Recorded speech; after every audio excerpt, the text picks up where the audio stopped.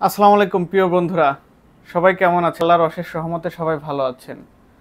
আপনি কি নতুন একটা পেজ খুলেছেন অথবা ভাবছেন নতুন করে কিছু একটা শুরু করবেন? তাহলে এই ভিডিওটি আপনার জন্য। কারণ শুরুর দুঃসময়টা কিভাবে কাটিয়ে উঠতে হয় আজকে এটা নিয়ে আলোচনা করব। চলুন তাহলে ভিডিও শুরু করা যাক। আচ্ছা, ফেসবুকে যখন আমরা নতুন একটা পেজ খুলি তখন আমাদের সবথেকে বড় চ্যালেঞ্জ কি আসে?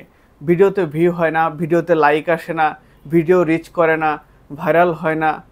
এই হতাশার মধ্যে দিয়ে যাই আমরা। কিন্তু এর মধ্যে থেকে যে টিকে যায় সেই সফল হয়। আর ফেসবুকে সফল হওয়ার মূল অস্ত্র কি জানেন? ধারাবাহিকতা।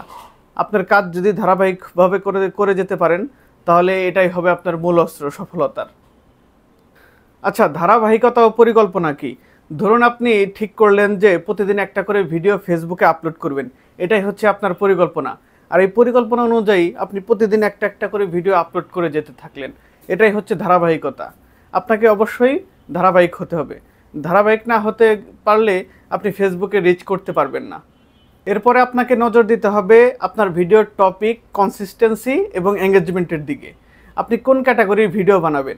আপনি কি ফানি ভিডিও বানাবেন, নাকি শিক্ষামূলক ভিডিও বানাবেন, নাকি ট্রাভেল ভিডিও বানাবেন, নাকি মোটো ভ্লগ বানাবেন, নাকি কোনো তথ্যবহুল ভিডিও বানাবেন? সেটা আগে ঠিক করে নিন।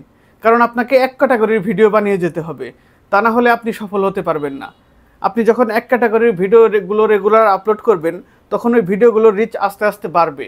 রিচ আস্তে আস্তে বাড়লে আপনার এঙ্গেজমেন্ট বাড়বে, লোকজন আপনার ভিডিও দেখবে বেশি বেশি, আপনার পোস্টে তখন কমেন্ট করবে, আর আপনি সেই কমেন্টের রেগুলার রিপ্লাই দিবেন।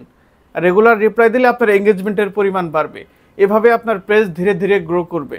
শেষে একটা কথাই বলবো, আজ আপনি একা পথে চলছেন মনে হবে, কিন্তু এমন একদিন আসবে যখন হাজার হাজার মানুষ আপনাকে ফলো করবে।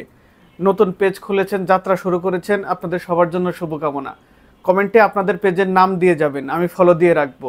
আপনি যদি ভিডিওটি ফেসবুকে দেখে থাকেন তাহলে অবশ্যই আমার পেজটিকে ফলো দিয়ে রাখবেন। আমি আপনাদেরই মতোই নতুনভাবে শুরু করেছি। এবং আপনি যদি আমার ভিডিওটি ইউটিউবে দেখে থাকেন তাহলে অবশ্যই একটা সাবস্ক্রাইব করে দিবেন এবং একটা কমেন্ট করে যাবেন। ধন্যবাদ। আসসালামু আলাইকুম। সবাই সুস্থ থাকবেন।